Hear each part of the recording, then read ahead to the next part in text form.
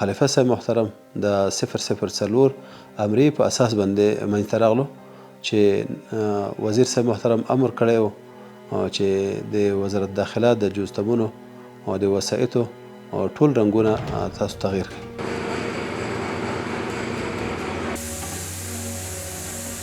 تقریبا 9 قسمه مختلف نوع رنګ انتخاب کړل شوی دی.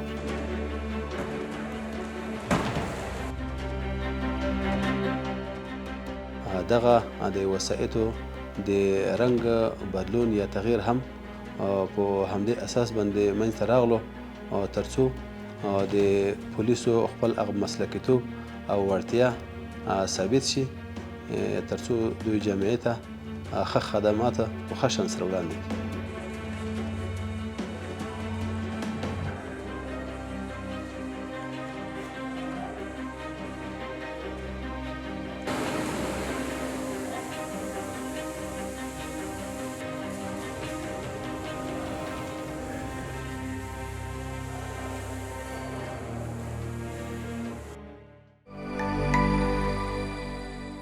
د کورنیو چارو وزارت د 004 غني امرې پر بنسټ دغه وزارت اړوند د ټولو وسایطو د رنګونو د بدلون پریکړه وشوه.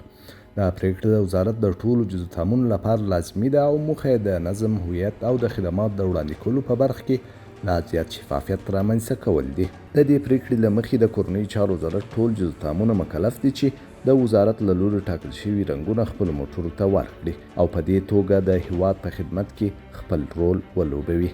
د کورنیو چارو وزارت اړوند ټول جزو تامونه چې رنګونه ورته انتخاب شوي باید اړوند ورکشاپونو ته لاړ شي او خپل موټر رنګ کړي. خلیفه صاحب محترم د 004 امرې په اساس باندې منځته راغلو چې وزیر صاحب محترم امر کړی و چې د وزارت داخله د جزتمونو او د وسایطو ټول رنګونه تاسو تغییر کړئ. د لوجستیک ریاست د معلومات له مخې دا پروسه اوس مهال په ټول هیواد کې په جریان کې ده او ټاکل شوې ده چې د یوه کال په موده کې د کورنیو چارو وزارت اړوند ټول وسایط خپل شخص شوي رنګ ته واړول شي.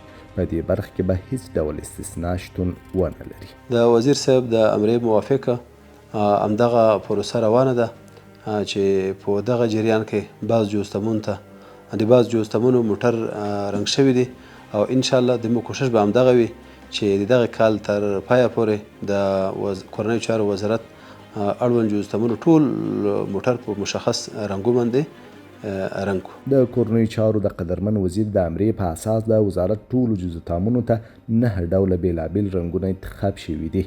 هر جزتام مکلف دی چې خپل موټر د 004 غني امرې پر بنسټ رنګ کړي ترڅو د هر جزتام د موټرو رنګ مشخص او د پیژندنې وړ وي. کورنیو چارو وزارت د محترم وزیر د امرې په اساس باندې د کورنیو چارو وزارت جزتمونو لپاره تقریبا 9 قسمه مختلف نوع رنګ انتخاب کړل شوی دی.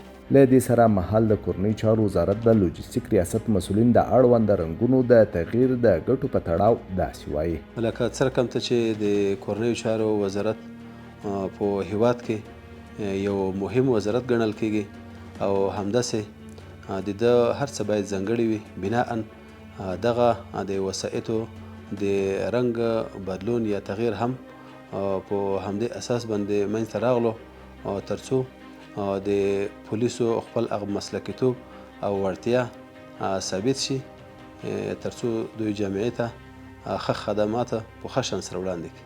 په ورته وخت کې د کورنیو چارو وزارت له لوري په ټول هیواد کې خپلو بیلابیلو جزتامونو ته د موټرسایکلونو د ویش لړۍ هم پیل کړې ده. تر دې مهاله سلګونه موټرسایکلونه ویشل شوي چې دا به د امنیتي عملیاتو او د خلکو د خدمتونو په چټکتیا کې د پام وړ مرسته وي.